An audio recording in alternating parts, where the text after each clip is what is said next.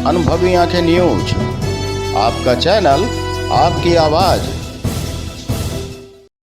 अगर आपने अब तक हमारा चैनल सब्सक्राइब नहीं किया है तो सब्सक्राइब करें और बेल आइकन अवश्य दबाएं ताकि खबरों का नोटिफिकेशन आपको मिलता रहे। 4 दिन से बीवी के पास सोए हुए थे जेई साहब और पप्पू यादव, जी हां, पूर्णिया के नवनिर्वाचित सांसद निर्दलीय ने खूब फोन पर फटकार दिया। रुपौली बायसी को बाढ़ प्रभावित क्षेत्र घोषित करने की उन्होंने जोरदार मांग रख दी है। बहरहाल आपको बता दें कि पूर्णिया के सांसद पप्पू यादव ने बाढ़ प्रभावित क्षेत्रों का दौरा किया। आपको बता दें कि इस दौरान एक गांव में 4 दिनों से लाइट कटी थी। इसको लेकर पप्पू यादव जेई पर भड़क गए। उन्होंने फोन पर कहा 4 दिन से लाइन कटा हुआ है, बोले तो लाइन आ गया, बीवी के पास जाकर सोए हुए हो। आप बताओ कि दरअसल यह बाढ़ प्रभावित लोगों के बिजली विभाग के जेई विनय कुमार की शिकायत सांसद से की गई थी, जिसके बाद वो भड़क गए और उन्होंने कहा क्या बीवी के पास सोए हुए थे? 4 दिनों से लाइट गायब है, क्यों नहीं मिली? यही तो है पप्पू यादव का रुतबा, दबंगई या बाहुबली सांसद। निश्चित रूप से वो गरीब गुरबा की आवाज़ बनते हैं, खूब बोलते हैं, बेबाक बोलते हैं और निर्विरोध बोलते हैं। एमपी साहब बात करेंगे। हेलो, हम अभी हैं कोस्कीपुर में, सिमराहा में, नंदगोला में, डुमरी में। क्या बात है, कहीं भी आपने राशन अथी सूखा अथी पैकेटिंग नहीं भेजा?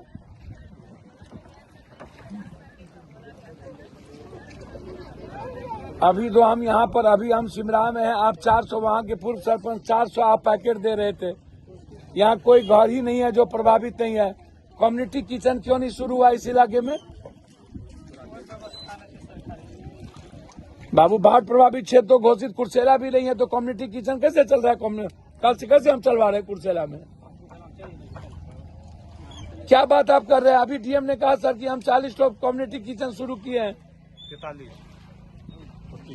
नहीं, कटिहार डीएम। आप अभी डीएम से बात करिए कि सर का फोन आया था, कम्युनिटी किचन कुर्सेला में चल रहा है, यहाँ क्यों नहीं चल रहा है? एमपी से बात करें। हेलो, फोन क्यों नहीं उठाते हो इन लोग आप? 4 दिन से लाइन क्यों नहीं है?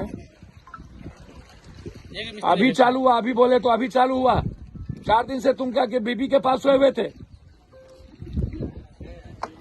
क्या कहा? 4 दिन से गाज गिर गया था, अभी बोले तो कल कि चालू हो गया। अभी तुरंत चालू हुआ तो एसी को बोलने के बाद चालू होता है। आपकी जिम्मेदारी क्या है? ये नंदगोला और इधर क्या कहते हैं डुमरी तरफ, हम कुछ नहीं जानते हैं। डुमरी नंदगोला की बात बताइए, कितना देर के अंदर बिजली दोगे वहां? हमको बताइए। आप देखो तो पप्पू यादव से बाढ़ प्रभावित कई गांवों का निरीक्षण करने के लिए उनसे अनुरोध की गई थी और वो पहुंचे भी। लोगों से उनकी परेशानियों के बारे में जाना, निरीक्षण के दौरान स्थितियों का जायजा लिया, भयावहता को समझा और उन्होंने सरकार से अविलंब रुपौली और बायसी को बाढ़ प्रभावित क्षेत्र घोषित कर राहत और बचाव कार्य के लिए तेज लाने की, यानी वहां सुविधाओं मुहैया कराने की बात कह दी। आपको बता दें कि बूंदाबांदी के बीच हल्की हल्की बारिश और इन सब के बीच नाविक और ग्रामीण सांसद नाव से निरीक्षण से रोकते रहे, फिर भी पप्पू यादव ने कहा नहीं, हमें तो जनता के बीच जाना है, उनकी परेशानी को देखना है, ये बाढ़ और बारिश हमें नहीं रोक सकता। और यही वजह था कि वो आगे बढ़ गए। कर रहे हैं, वहीं जिला पदाधिकारी है, जिला प्रशासन के द्वारा कहीं कुछ नहीं है, 0/0 ऑफिसडी है। देखिए, हम पहले भी कहे कि मुख्यमंत्री जी को कार्यक्रम के पहले भागलपुर, मुंगेर, लखीसराय, मनिहारी, बराड़ी, कुर्सेला, बायसी, रुपौली, ये जो इलाका है जो कंप्लीट बाढ़ प्रभावित ही नहीं है, सब कुछ बर्बाद हो गया, कुछ भी नहीं बचा। और सालों भर एंटी इरोजन का काम होता है, लूटते हैं नेता पदाधिकारी, और उसके बाद फ्लड फाइटिंग में सारा पैसा बर्बाद होता है। तो मुख्यमंत्री जी को चाहिए था कि पहले हर जगह जो बर्बादी हुई है, दूसरी बार ये बाढ़ आया जिसमें बहुत बड़ी क्षति हुई है, एक तो बाढ़ प्रभावित क्षेत्र घोषित करना चाहिए। जब बाढ़ 5 दिन पहले से आया, जब मैं लगातार हम बोल रहे थे, तो कम्युनिटी किचन चालू करना चाहिए था। सर आज आप लेकिन मेरे सुनिए, कम्युनिटी किचन कल शुरू हुई और वो भी औपचारिकता के लिए। जहां पर कम्युनिटी किचन चालू नहीं हुआ, जहां पर सूखा राशन जाना चाहिए था, आज तक सूखा राशन नहीं गया। रुपौली में कोई कम्युनिटी किचन चालू नहीं हुआ।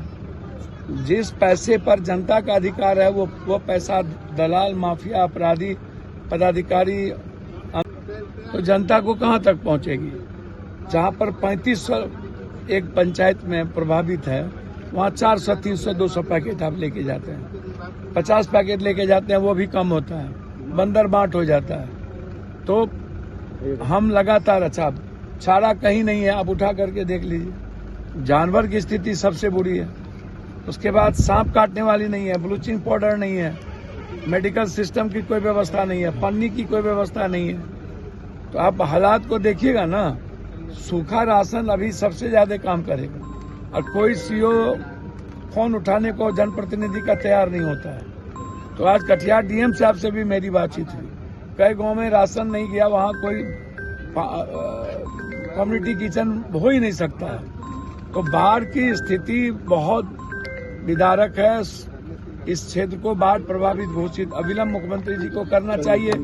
हम लगातार इस पर चर्चा कर रहे हैं। जैसे हमने रोका, अभी जो सबसे बड़ा सर्वे, दिलीप जी हमारी बात को माने, जब वो मेरे यहाँ आए, मैंने कहा कि 50,000 करोड़ रुपया, 50,000 करोड़ बीघा जमीन जो माफिया अपराधी सरकारी जमीन को कब्जा किया हुआ, पहले उसका सर्वे कीजिए।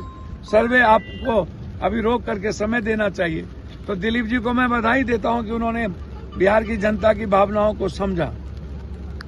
इस बात को पहले से उठानी चाहिए थी, लेकिन नहीं उठी। इसकी दुर्गति बहुत बुरी होगी।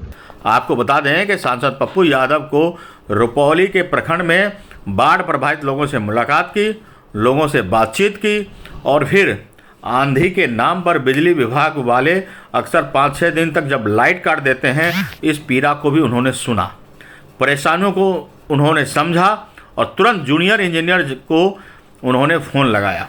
कहा, क्या आप बेबी के पास सो रहे थे? यहाँ लाइट नहीं है और अब कहाँ थे? सांसद ने बिजली विभाग के अधिकारियों को भी फ़ोन किया और तत्काल ही फटकार भी लगा दी। बहरहाल आपको बता दें, पप्पू यादव बोले कि इस समय सरकार की पहली प्राथमिकता बाढ़ प्रभावित जनता के लिए शुद्ध युद्ध स्तर पर शुद्ध पेयजल और तमाम बचाव कार्य चलाने की ज़रूरत है। उन्होंने कहा जो भी ज़रूरत हो उन्हें पूरी किया जाना चाहिए। उन्होंने कहा कि सरकार को इस पर बांध और नदियों से गाद की सफाई पर काम करना चाहिए।